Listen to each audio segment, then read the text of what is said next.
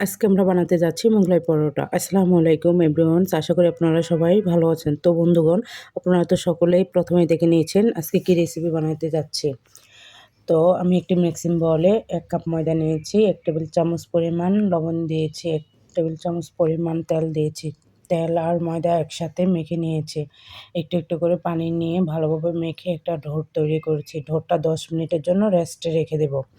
তো মোগলাই পরোটার জন্য পেঁয়াজ আগ থেকে কেটে রেখে দিয়েছি, কাঁচামরিচটাও কেটে রেখেছি। ২ টা একসাথে লবণ দিয়ে ভালোভাবে মেখে নেব। মেখে ওটার মাঝে ডিম দিয়ে দেব।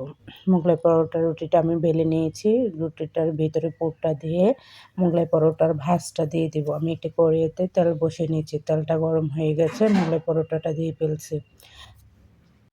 মোগলাই পরোটাটা এপাশ ওপাশ করে উল্টিয়ে নিব। কিছুক্ষণ অপেক্ষা করব। আমাদের মোগলাই পরোটাটা হয়ে গেছে। পরিবেশন করার জন্য মোগলাই পরোটাটা কেটে নেব।